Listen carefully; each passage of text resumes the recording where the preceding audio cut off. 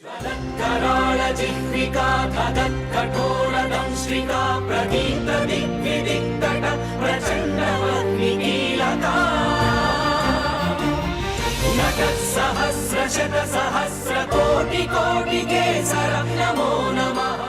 देव सवितास्माकं धियो धर्मादिगोचराः प्रेरयेत् तस्येद्भर्गः तद्वरेण्यमुपास्महे।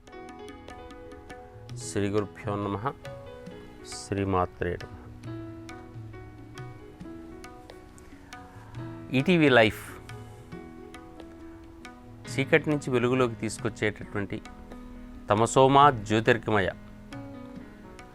పురాణ రహస్యాల కార్యక్రమానికి అందరికీ కూడా స్వాగతం.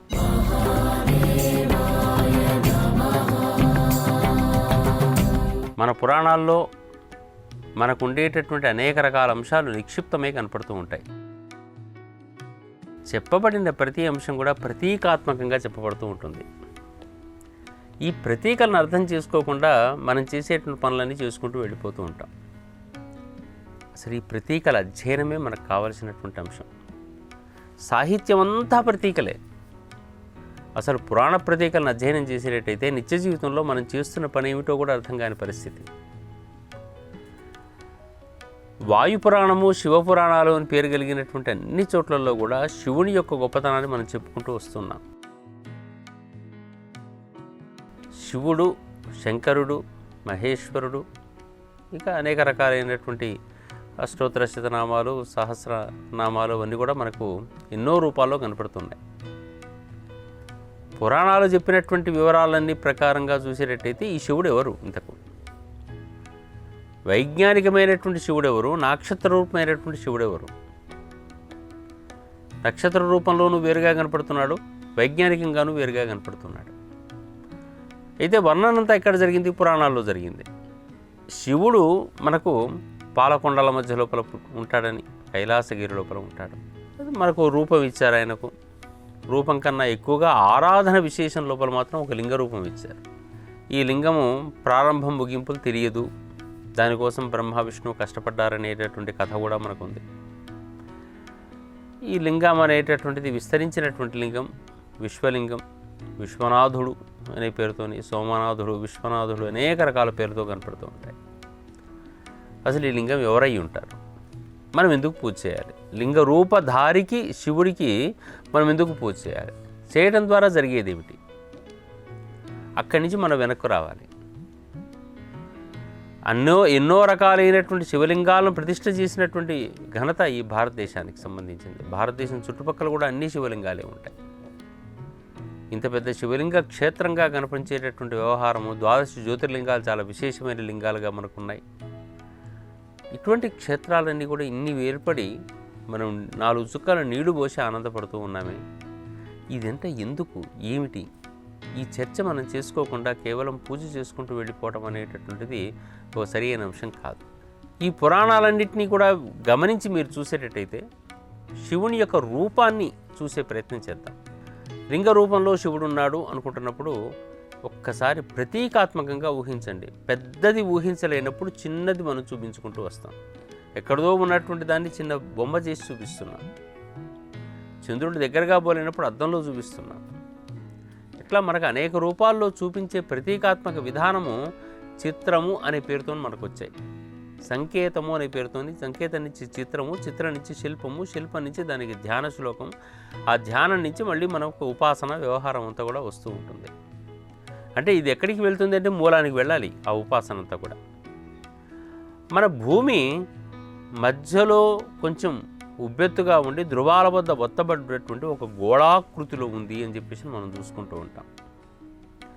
ఈ గోళాకృతిలో ఉండేటటువంటి భూమి, ఆ భూమి యొక్క ప్రతీకగా మన వాళ్ళు లెక్కలు కట్టి పూజలు చేసేదంతా కూడా ఈ శివుడికే. మనం ఇవాళ శివలింగము అంటే శివలింగానికి మూలమైనటువంటిది ఏమిటంటే ఈ భూమి, వేరే ఏమీ లేదు. ఆ భూమి యొక్క విధానానికే మనం ఒక్కొక్కటి చూసుకుంటూ వెళ్దాం. శివునికి చంద్రశేఖరుడు అని పేరుంది. చంద్రుని శిఖరమునందు ధరించినవాడు, శిఖ యందు ధరించినవాడు అని అర్థం. ఈ భూమికి ఉపగ్రహంగా రోజు పైన మనకు కనిపించేవాడు నెలవంకనే, చంద్రుడే కనపడతాడు. భూమి చుట్టూ తిరిగేది ఒకటే చంద్రుడు. శివునికి గంగాధరుడు అని పేరు. అసలు భూమి ఉన్నదే 3 భాగాల్లో 2 భాగాలు జలము, 1 భాగమే మనకు భూమి అనేది కనపడుతూ ఉంటుంది. మరి ధరించిందంతా నీటినే కదా, ఆ భాగం మనకు తెలుస్తూ ఉంటుంది. భూమికి సంబంధించిన విశేషంలో మనకు ఆయన కాలుడు అని ఒక పేరుంది. మరి కాలం ఎట్లా ఏర్పడుతుంది మనకు ఈ భూమి మీద ఉన్నవానికి అంటే భూమి తన చుట్టూ తాను తిరగటం వల్ల మాత్రమే కాలం ఏర్పడుతుంది. తన చుట్టూ తాను తిరగటమే ఎప్పటికప్పుడు. మనకంటూ ఒక వయసు పెరిగిందంటే, ఒక రోజు గడిచిందంటే భూమి ఒక రోజు సూర్యుని చుట్టూ, సూర్యుడిగా మనకు కనిపించే ఒక ప్రదేశాన్ని చూసుకునేటైతే అక్కడి నుంచి మళ్ళీ తిరిగి రావటం, తన చుట్టూ తాను తిరగటం. అందుకే కాలుడు, మహాకాలుడు అని పేరు పెట్టేసి ఉజ్జయిని ప్రాంతం లోపల ఉండేటటువంటి ప్రదేశంలో కాల గణన జరిగింది మొట్టమొదటి లోపల. అందుకని అక్కడ ఉండే దేవునికి మహాకాలుడు, మహాకాళి అని పేరు. కాలగణన ఉజ్జయిని సెంటర్ పాయింట్ ఉండేది మొట్టమొదటి రోజుల లోపల మనకు. అందుకని ఇట్లా కాల సంబంధమైనటువంటి మూలమైనటువంటి వాడు ఎవరైనా అంటే ఇదే శివుడు. మళ్ళీ ఇదే శివుడు, శంకరుడు, మహేశ్వరుడు, ఏదైనా పేరు పెట్టండి. ఆ తర్వాత లయకారకుడు శివుడు అన్నాడు. మనం పోయిన తర్వాత ఎక్కడ పడిపోతామండి, ఈ భూమిలోనే గెలిచిపోవాల్సిందే. ఇట్లా ఏ రూపంలో మనం శివుణ్ణి లెక్కలు పెట్టినా అదే గమనం. ఈయనకు త్రయంబకుడు అని పేరు. 3 రకాలైనటువంటి గమనాలు కూడా కలిగిన వాడు అని అర్థం లోపల తీసుకోవాలి. ఇక్కడ త్రిశూలధారి, 3 శూలములు, 3 చెప్తారు. బాహ్యార్థంలో చెప్పేటట్టయితే ఏదో సత్వరజస్తమో గుణాలని చెప్పుకుంటూ ఉన్నా అంతరార్థం ఏమిటయ్యా అంటే భూమి తన చుట్టూ తాను తిరుగుతుంది, సూర్యుని చుట్టూ తిరుగుతూ ఉంటుంది. ఆ సూర్యుని చుట్టూ తిరగడం కాకుండా 3వ చలనం ఒకటి ఉందయ్యా, ఇది విషు చలనం అంటారు, లేదా అయన చలనం అంటారు. ఇది చాలా సూక్ష్మంగా ఉంటుంది, అంత తొందరగా కనిపించదు. కాబట్టి ఈ 3 రకాలైన ప్రత్యేకమైన చలనాలు కలిగిన వాడు అని అర్థం. ఈయనకు నటరాజు అని పేరు. మరి తన చుట్టూ తాను తిరిగి సూర్యుని చుట్టూ తిరుగుతూ ఉంటుంటే బయటికి నిజంగా ఆకాశగోళంలో పైనుంచి మనం చూసేటట్టయితే చక్కగా డ్యాన్స్ ఆడినట్టుగానే ఉంటుంది. అది ఏ రూపంలో చూసినా శివుడు అంటే మనకు భూమి. ఈ భూమి అయినటువంటి వాడికి మరి మనము ఎందుకు పూజ చేయాలి? అభిషేక ప్రియ శివ అని పేరుతో వస్తుంది. అభిషేక ప్రియ శివ అనుకుంటున్నప్పుడు ఎందుకు అభిషేకం చేయాలి మనం? మీరు సరదాగా ఈ వర్షాకాలంలో ఒక్కసారి భూమిని చూడండి. ఆకాశం నుంచి నీళ్లు పడి ఈ భూమి మీద పడగానే భూమి అంతా ప్రొడక్ట్తోని పచ్చగా కనపడిపోతుంటుంది. మిగతా సమయంలో ఎండిపోయినట్టుగా కనపడుతూ ఉంటుంది. పడేటటువంటి జలం వల్ల, భూమి మీద పడే జలం వల్ల భూమి లోపల ఉత్పాదక శక్తి పెరుగుతుంది. ఈ ఉత్పాదక శక్తి పెరిగితే భూమి అంతా సస్యశ్యామలం అవుతూ ఉండేటట్టయితే మన కోరికలన్నీ తీరిపోతుంటాయి. కావలసినంత ధాన్యం పండుతుంటుంది, కావలసినంత పశువులకు గ్రాసం దొరుకుతూ ఉంటుంది, మన ఇండ్ల లోపల మన పిల్లలకు వీళ్ళకి కావలసిన ధనధాన్యాలు దొరుకుతూ ఉంటుంటాయి. అట్లాగే భూమి లోపల ఉండేటువంటి అనేక రకాల సంపదలు అవన్నీ కూడా మనకు ఏర్పడుతూ ఉంటుంటాయి. వృక్షజాతులన్నీ బాగా వచ్చాయంటే అనేక రకాల సంపదలు వచ్చినట్టే మనకు. ఇట్లా సంపదలన్నీ కూడా మనకు రావడానికి కారణమైనటువంటి హేతువైనటువంటి విధానం అంతా కూడా ఈ భూమి సంబంధమైనటువంటి అంశం ఉంటుంది. శివునికి ఐశ్వర్యకారకుడు అని పేరు. ఐశ్వర్యం ఈశ్వరాదిచ్చేత్ అని పేరు. ఐశ్వర్య కారణం ఏంటయ్యా? ఆయన చూస్తేనే ఏమీ ఉండదు, వాటి మీద ఆయన చూడటానికి గజ చర్మాంబరధారి, ఎంత దిగంబరుడు అని పేరుతో ఉంది. నిజమే దిగంబరుడే, ఆకాశం లోపల ఏమీ అంబరాలు లేకుండా తిరుగుతున్నాడు కాబట్టి దిగంబరుడు. వస్త్రధారి ఎందుకు అవుతున్నాడే అంటే అంతో ఇంతో ఆ మధ్యలో వనాలతో కూడుకున్నటువంటి ప్రదేశం కొంచెం ఉంది కాబట్టి ఆ కొంచాన్ని వస్త్రంగా భావించినటువంటి సంప్రదాయం ఉంది మనకు. ఆ తర్వాత ఐశ్వర్యం ఎక్కడి నుంచి వచ్చింది ఈయనకు అంటే భూమి లోపల లేనిది ఏంటండి? ఆకాశంలో ఎక్కడ ఏం కనపడదు, కానీ మనకు బంగారం కావాలన్నా భూమిలోనే వెతుక్కోవాలి, బొగ్గు కావాలన్నా భూమిలోనే వెతుక్కోవాలి, వజ్రాలు కావాలన్నా భూమిలోనే వెతుక్కోవాలి, పెట్రోల్ కావాలన్నా భూమిలోనే, గ్యాస్ కావాలన్నా భూమిలోనే, బండ కావాలన్నా భూమిలోనే వెతుక్కోవాలి. గ్రానైట్ పరిశ్రమలకు నీళ్లు కావాలన్నా, సహజ వాయువు కావాలన్నా, ఏది కావాలన్నప్పటికీ కూడా భూమి నుంచే వస్తాయి. దాని నుంచే మనం ఇప్పుడు డబ్బు సంపాదించుకుంటున్నాం అంతా కూడా. కాబట్టి నేచురల్ రిసోర్సెస్ పేరుతో భూమిని అంతా కూడా మనం కొల్లగొట్టి పారేస్తున్నాం కదా. మరి ఐశ్వర్యకారకుడు ఎవరు ఇంకా? కాబట్టి ఏ రూపంలో చూసినా సహజమైనటువంటి ప్రొడక్టివిటీ, అదేవిధంగా లోపల ఉండేటువంటి అనేక రకాలైనటువంటి మనకు మూలకాలు, ఖనిజాలు, వాటన్నిటి ద్వారా మనకు ఉపయోగపడేటువంటి విధానం అంతా కూడా ఈ భూమి ద్వారానే మనకు సాధ్యం. అందుకే ఆయన ఐశ్వర్యవంతుడు. ఆయన మీద మనం రోజు పోసేటటువంటి 4 చుక్కల నీళ్లు దేనికయ్యా అంటే ఈ భూమి అంతా ఎప్పటికీ సస్యశ్యామలంగా ఉండాలి, ఆనందంగా ఉండాలి, ఈ భూమి మీద జీవించే జీవులందరూ కూడా ఎప్పటికీ కడుపు నిండా అన్నం తినాలి, దాంట్లో నేను కూడా ఉంటాను కాబట్టి నేను కూడా కడుపు నిండా తింటాను, ఆ భూమి మీద ఉండే ఆనందము కావాలి అని చెప్పేసి చెప్పడం కోసం చేసే ప్రయత్నము ఈ భూ సంబంధమైనటువంటి విధానం. ఇది శివుడికి సంబంధించిన మూలం. అదే శివరాత్రి అనే పేరుతో మరొకటి ఉంది. ఈ విష్ణువు బ్రహ్మ మూలాలు ఎందుకు కనుక్కోలేదు దీనికి అంటే ఒక గోళానికి మూలం కనుక్కోగలరండి ఎవరైనా? గోళానికి ప్రారంభం ఒకటి ముగింపు ఒకటి ఉంటుందా? ఒక చోట ప్రారంభం ముగింపు ఉన్నదానికి దానికి ఏదో ఏరియా ఉంటుంది, అట్మాస్ఫియర్ ఉంటుంది. గోళానికి ఎటు నుంచి ఎంతసేపు తిరిగినా కానీ తిరుగుతున్నట్టుగానే ఉంటుంది. ఎవరు మూలానికి వెళ్ళే అవకాశం లేదు, ఎవరు పైకి వచ్చే అవకాశం లేదు. అందుకని దీనికి మూలము లేదు అని చెప్పడం కోసం ఆ కథ. విష్ణువు కానీ శివుడు కానీ బ్రహ్మ కానీ ఎటో వెళ్ళారు, వెతుక్కోలేకపోయారు, దొరకలేదు, వాళ్ళు అబద్ధాలు ఆడారు, ఇదంతా వేరే కథలు. మళ్ళీ అదేవిధంగా ఈ భూ సంబంధమైనటువంటి అంశానికి ఒకరోజు ఎప్పుడో ప్రారంభం అయ్యి ఉంటుంది అని చెప్పేసి అని ఉంటుంది. ఈ ప్రారంభ స్థితికి మనకు భూమి ఉద్భవించిన రోజుగా మనం నమస్కారం చేసి ఆ రోజును మొత్తం కూడా మనం ఉపవాస దీక్షల్లో ఉంటుంటాం. ఆ భూమి ఉద్భవాన్నంతా కూడా మనం ఒక రకంగా వ్రతంగా చేస్తుంటాం. పాపం భూమి అంతా వాళ్ళెంత బాధపడి ఉంటుందో. ఎవరైనా ప్రసవించిన రోజునాడు, బయటకు వచ్చిన రోజునాడు వచ్చిన కష్టాలు మనకు ఉంటాయి కదా. అందుకని ఆ భూమి ఉద్భవించినటువంటి రోజునాడు మనమందరం కూడా ఉపాసనా దీక్షతో ఉండి, ఉపవాస దీక్షలతో నుండి మనం చేసే పనంతా కూడా శివరాత్రిగా మనం ఈరోజు చెప్తున్నాం. భూమి ఉద్భవించిన రోజుగా మనం చెప్తూ ఉంటాం. ఇట్లా మనము ఆలోచించే విధానం అంతా చూసేటట్టయితే మొట్టమొదటి రోజుల లోపల భూమికి కుజుడికి ఒకే గ్రహంగా ఉండేవి. కుజుడు భూమి ఒకే గ్రహంగా ఉంటున్నప్పుడు ఏదో ఒక పెద్దదైనటువంటి దెబ్బ ఆస్ట్రాయిడ్ లాంటిది ఏదో కొట్టేసరికి రెండు కొంచెం దూరం అయ్యాయి. ఈ దూరం అయినప్పుడు భూమి ఒక పక్కకు, కుజుడు ఒక పక్కకు వెళ్ళిపోయాడు. ఈ కుజుడు స్వతంత్ర ప్రతిపత్తి కలిగిన వాడై స్వతంత్రంగా తిరగడం మొదలుపెట్టాడు. ఈ భూమి కొంచెం ఉన్న ప్రదేశం నుంచి ముందుకు జరిగింది. ఆ ముందు జరిగిన తర్వాత కొంచెం దీని వాతావరణంలో మార్పు వచ్చింది. దీని మీదకి అనేక రకాలైనటువంటి ఉల్కాపాతాలు పడటం మొదలుపెట్టాయి. ఈ ఉల్కాపాతం విపరీతంగా పడుతూ ఇది ఉల్కలను ఆకర్షించడమే కాకుండా ఉల్కలు ఐసు ముక్కలతో సహా వచ్చాయి. అవన్నీ భూవాతావరణంలోకి వచ్చిన తర్వాత నెమ్మదిగా ఈ సూర్యునికి భూమికి ఒక సమశీతోష్ణ స్థితి కొంచెం ఏర్పడిపోయేసరికి దీనికి ఒక పొర కూడా చుట్టూ చేరింది. ఓజోన్ పొర అంటుంటాం. ఆ ఓజోన్ పొర చుట్టూ చేరేసరికి నెమ్మదిగా ఈ భూమి మీద కాస్త కొంచెం చల్లదనం మొదలయ్యి ఆ చల్లదనంతో పాటు బ్లూ ప్లానెట్గా నెమ్మదిగా ఉండి ఈ ఐస్ ముక్కలన్నీ కూడా జలంగా మారడం మొదలుపెట్టాయి. అట్లా భూమి అంతా జలావరణం అయిపోయింది. జలావరణం అయిపోయి ప్రశాంతంగా ఉంటుంటే జరిగింది ఏంటి? దీనికి మళ్ళొకసారి ఇంకో దెబ్బ తాకింది. మరొకసారి అంత దెబ్బ తాకేసరికి ఆ దెబ్బ వరకు ఏమైపోయిందంటే మరొక ముక్క కూడా దీంట్లోంచి విరిగిపోయింది. విరిగిపోయిన ముక్కకు స్వతంత్ర ప్రతిపత్తి లేకపోవడం వల్ల ఈ భూమి చుట్టే మళ్ళీ తిరగడం మొదలుపెట్టింది.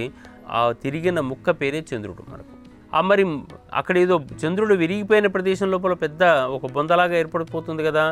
ఈ భూమి చుట్టూ ఉన్న నీళ్ళన్నీ దాంట్లో చేరాయి. ఇదే ఇప్పుడు మనకు కనిపించే సముద్రం.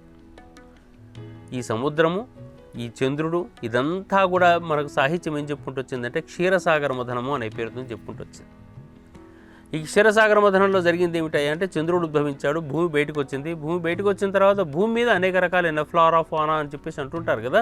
అనేక రకాల కల్పవృక్షాలు, కామధేనువులు, ఉచ్ఛైశ్రవాలు, ఐరావతాలు ఇవన్నీ క్రమక్రమంగా దాని మీద రావడం మొదలుపెట్టాయి. అమృతమయం అయిపోయింది భూమి అంతా కూడా. ఇది సాహిత్య విధానం లోపల ఈ వైజ్ఞానిక అంశాలు నెమ్మదిగా తీసుకొచ్చారు. మరి నిజంగా ఇట్లా ముక్క విడిపోయి దాన్ని స్వతంత్రించి మళ్ళీ సాధారణమైపోయి ఒక స్థితికి రావడం, మళ్ళీ భూగ్రహంగా ఏర్పడటానికి ఎంత పెయిన్ఫుల్ అయి ఉంటుంది భూమికి. దాని ప్రారంభ దినం నాడు మనం అందరం నమస్కారం పెట్టాలి. కాబట్టి అదే మాఘశుద్ధ చతుర్దశి నాడు మనం శివరాత్రిగా చేసుకుని లింగోద్భవ కాలం అంటాం. ఈ లింగోద్భవ కాలం అంటే భూమి ఉద్భవించిన రోజు అని అర్థం అనమాట. ఇట్లా శివ సంబంధమైనటువంటి చరిత్ర, శివ సంబంధమైన చర్చ మనకు విపరీతంగా ఉంది. దీనిలోనే మనకు కనిపించేటటువంటిది అనేక రకాల అంశాలు ఉంటాయి. శివునికి కుమారుడైనటువంటి గణపతి, శివునికి కుమారుడైనటువంటి కుమారస్వామి, శివునికి భార్యగా కనిపించేటటువంటి పార్వతి ఈ శివుని చుట్టే ఉంటారు. ఇదే సదాశివ కుటుంబం అంటాం. శివుని కుమారుడైన గణపతి భూమికి ఆకర్షణ శక్తి లాంటివాడు. భూమ్యాకర్షణ శక్తి లేదా గురుత్వాకర్షణ శక్తి అంటాం. భూమి చుట్టూ ఉండేటటువంటి ఇవాళ మనం ఫోన్లు, గీన్లు, అనేక రకాలైన ఎలక్ట్రిసిటీలు వ్యవహారం అంతా నడవటం కోసం, మన మాట ఇంకోళ్ళకి వినపడటం కోసం చేసేటువంటి ఈ అట్మాస్ఫియరిక్ అవుట్లుక్ అంతా కూడా మనకు విద్యుదయస్కాంత తరంగ శక్తి అంటాం, ఎలక్ట్రోమాగ్నెటిక్ వేవ్స్. ఇవన్నీ కూడా కుమారస్వామిగా మన వాళ్ళు అభివర్ణించుకుంటూ వచ్చారు. అయితే ఇంకా భూమి చుట్టూ ఒక ఓజోన్ పొర అనేది ఏర్పడుతుంది. ఈ ఓజోన్ పొర లోపలి వాతావరణం అంతా కూడా ఒక పాంచభౌతిక శక్తితో కూడుకొని ఉంటుంది. ఈ పాంచభౌతిక శక్తితో కూడుకున్నటువంటి వాతావరణానికి పార్వతి అని పేరు పెట్టారు. ఆ పార్వతి శ్రీమాతగాను ఇంకో రూపంలో కనపడుతుంటుంది. ఇప్పుడు శివుడి చుట్టూ ఉండేటటువంటి ఓజోన్ పొర లాంటి వాతావరణం భార్యగా, మధ్యలో ఉండే గురుత్వాకర్షణ, చుట్టూ ఉండే విద్యుదయస్కాంత తరంగ శక్తి, ఇవన్నిటినీ కలిపి మన వాళ్ళు చక్కగా సదాశివ కుటుంబము అని పేరు పెట్టారు. ఇవాళ పూజ చేస్తున్నాము అని చెప్పేసానంటే దేవాలయానికి వెళ్ళి నమస్కారం చేసి బయటికి వెళ్ళటం కాదండి. వాళ్ళ శివునికి ప్రదక్షిణ చేస్తున్నామంటే ఈ భూమికి ప్రదక్షిణ చేస్తున్నామనే భావనతో తిరగాలి. అక్కడ శివుడి మీద 4 చుక్కలు నీళ్లు పోస్తున్నాము లేదా పోస్తుంటే చూస్తున్నాము అనుకుంటే ఈ భూమి మీద ఉండేటువంటి సకల జీవులన్నీ కూడా, మనం ఒక్కరమే కాదండి, జీవులన్నీ కూడా ఆనందంగా బతకాలి. ఎందుకంటే భూమి మీద నీళ్లు పడేటట్టయితే వృక్షజాతులన్నీ కనుక మేల్కొనేటట్టయితే ఆ వృక్షజాతుల మీద ఆధారపడేటువంటి జీవులు కొన్ని లక్షలు కోట్లు ఉన్నాయి. చిన్న క్రిమికీటకం నుంచి మహా ఏనుగుల వరకు కూడా. అందుకని అటువంటివన్నీ ఆనందంగా గడపాలి. అవన్నీ చల్లగా ఉంటేనే మళ్ళీ మేఘం వర్షిస్తూ ఉంటుంది, మళ్ళీ చల్లగా ఉంటుంటాయి. అందుకే భూమి మీద ఎప్పటికీ కూడా చల్లదనమైన వాతావరణం, అంటే సమశీతోష్ణ వాతావరణాలు మనకు ఏర్పడుతుంటేనే ఇదంతా కుదురుతుంది అని చెప్పేసి అవకాశాలు మనకు కలిగిస్తుంటాయి. శివ పూజ, శివుడు, శివ సంబంధమైనటువంటి అంశం కేవలం బయటికి చెప్పే మంగళకరము. శంకరోతీతి శంకరః, శాంతిని కలిగించేవాడు శంకరుడు, మహా ఈశ్వరుడు కాబట్టి ఈశ్వరుడు.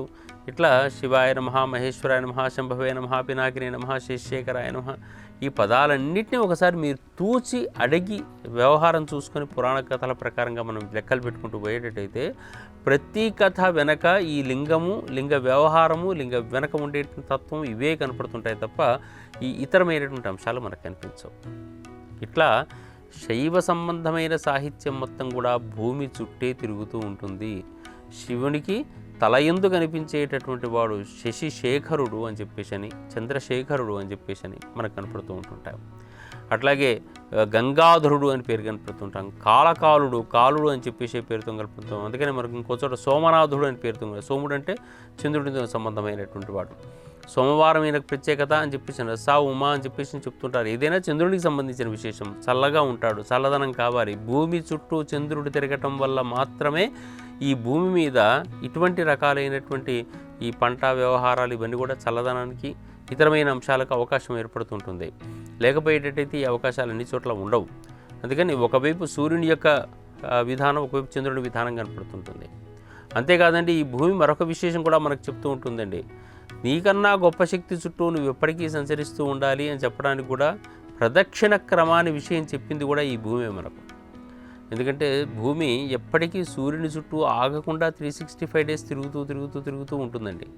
తిరుగుతూ ఉంటుంటే ఆ తిరగటం విధానం ప్రదక్షిణము అనే పేరుతో ఉంటుంది మనకు. ప్రకృష్టముగా కుడివైపు దక్షిణం వైపు సంచరించడం ప్రదక్షిణం అని పేరు. ఈ ప్రదక్షిణం చేస్తూ ఉండటం వల్ల కలిగేటటువంటిది ఏమిటి?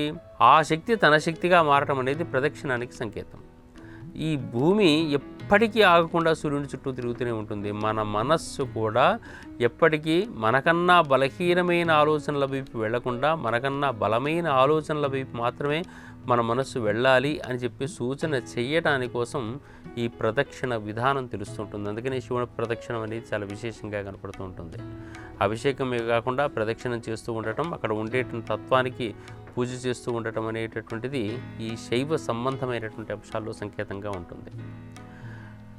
తర్వాత రోజుల్లో వచ్చినటువంటిది శివుడు వేరు, విష్ణువు వేరు అని. విష్ణువుకు కూడా ఒక ప్రత్యేకమైన ప్రత్యేకం ఉంది. అదేవిధంగా వేరువేరు దేవతలకు వేరువేరు ప్రత్యేకమైన ప్రత్యేకలు ఉన్నాయి. ఇవన్నీ సృష్టించి వచ్చినవి, ఇవన్నీ కూడా సాహిత్యం చెప్పినటువంటిదే. కాకుంటే మన వాళ్ళు గమనించినటువంటి విధానం స్పష్టంగా లేదు. ఇవాళ దేవాలయానికి వెళ్ళాలి, శివుడి మీద మనము తులసి దళాన్ని, అదేవిధంగా బిల్వ దళాన్ని పెడుతూ అర్చన చేస్తూ ఉంటాం. ఎందుకు బిల్వదళం పెట్టాలి, తులసి దళం పెట్టాలి? బిల్వదళానికి సంబంధించిన విశేషం లోపల చాలా గొప్ప విశేషం ఏంటంటే ఆ బిల్వముతోని తపస్సు కనుక చేస్తే, అర్చన చేసేటట్టయినా, లేకుంటే అభిషేకం చేసినా, లేకుంటే దాని ద్వారా హోమం నిర్వహించినా కానీ ఈ ప్రకృతిలో కాలుష్యం తగ్గిపోతుంది అని చెప్పేసి చెప్పాడు. తులసి గురించి అందరికీ తెలుసు. ఇప్పటికీ చాలా చోట్లలో కాలుష్య నివారణగా మనకు తులసి వినియోగపడుతుందని, తులసి వనాలు పెంచండి అని చెప్పేసి అందరూ చెప్తూనే ఉన్నారు. ఈ తులసి బిల్వము లింగం మీద పెట్టి నమస్కారం చేసి పక్కకు జరగటం ఒకటే కాదండి. ఆ చెప్పే విధానం ఏంటంటే ఈ భూమి తప్పనిసరిగా తులసి వనాదులను అదేవిధంగా మారేడు వనాలను కోరుకుంటుంది అని చెప్పటం. వనాలు కేవలం ఏదో ఒక చుక్క రెండు చుక్కలు కాదు. ఇక్కడ మనకు తెలిసి దాని మీద దళం పెడుతున్నాం పూజ చేయడానికి. దళం పెట్టడం కాదండి, దాని మీద పెట్టి తీరాలి ఇవి. అందుకని మనకు మహాన్యాసం చేసి లఘున్యాసం చేసి మొత్తం కూడా నమకచమకాల పారాయణాలు చేసుకొని ఏది చేసినప్పటికీ కూడా దాని లోపల ఉండే తత్వం ఎంత ఏమిటి అంటే ప్రతి మంత్రము వెనక ప్రతి తత్వం వెనక కనిపించేదంతా కూడా ఈ భూమి చుట్టూ ఉండేటువంటి వాతావరణం, ఈ భూమి చుట్టూ లోపల ఉండేటటువంటి తత్వం, ఇవన్నీ కూడా మనకు కనిపిస్తూ ఉంటుంటాయి. ప్రతి మంత్రం కూడా అదే విషయం చెప్తుంది. నమస్తే అస్తు భగవన్ విశ్వేశ్వరాయ మహాదేవాయ త్రయంబకాయ త్రిపురాంతకాయ త్రికాగ్నికాలాయ కాలాగ్నిరుద్రాయ నీలకంఠాయ మృత్యుంజయాయ సర్వేశ్వరాయ సదాశివాయ శ్రీమన్మహాదేవాయ నమః. ఒక్క నామమైనా మీరు గమనించండి. ప్రతి నామం వెనక మనకి ఈ భూ సంబంధమైనటువంటి చర్చ చేసుకుంటూ భూమి యొక్క గొప్పతనాన్ని గమనిస్తూ వెళ్ళండి. తప్పనిసరిగా భూ వాతావరణం తెలుస్తుంది. భూమి లోపల అగ్నిపర్వతాలు ఉన్నాయి, దాన్ని చల్లబరచడం ఒక తత్వం. అందుకని నీళ్లు పోయాలి. లావా ఎక్కడ పొంగుతుందో మనకు తెలియదు. అనేక చోట్లలో గుహల లోపల ఉండేటటువంటి దేవాలయాల లోపల నీళ్లు పోయటమే లక్ష్యంగా పెట్టుకుంటూ ఉంటుంటారు. ఆకాశం నుంచి పడేటటువంటి జలం అంతా కూడా మన భూమి మీద చల్లగా ప్రవహిస్తూ ఉంటేనే మనం ప్రశాంతంగా ఉంటాం తప్ప ఈ అగ్నిశిఖలు బయటకు వస్తే మనం ఆగలేం. అందుకని లావా ప్రవాహాదులను కూడా మనం చల్లబరచడం లక్ష్యం. పెద్ద పెద్ద ప్రదేశాల లోపల కూడా చల్లటి నీళ్ళ ప్రదేశంలో వేడి నీళ్ళు వస్తూ ఉంటుంటాయి. మనకు యమునోత్రి, బద్రీనాథ్ లాంటి ప్రదేశాల్లో మనం ప్రత్యేకంగా గమనిస్తూ ఉంటుంటాం. ఇవన్నీ కూడా అడుగున ఉండేటటువంటి ప్రత్యేకమైనటువంటి విధానాలు. వాటి నుంచి వచ్చే వేడి నీళ్ళు ఇవన్నీ కూడా. మరి ఆ ప్రదేశాలన్నీ చల్లబరచకపోయేటట్టయితే భూమి అంతా కూడా ఇబ్బంది పడట్లేదా? పాడు కావట్లా? ఆ పాడు అయిపోయేటట్టయితే మనం ఎక్కడ ఉంటాం? అందుకని భూమిని కాపాడాలి, భూమి యొక్క లక్షణాన్ని కాపాడుకోవాలి. ఇదే శివ పూజ. ఈ శివ పూజను ఈ ధోరణిలో చూడటం అనేది దేవాలయానికి వెళ్ళి నమస్కారం చేయటం, భూమికి ప్రదక్షిణ చేస్తున్న భావన పొందడం, భూమి అంతా ఆనందంగా ఉండటం అంటాం.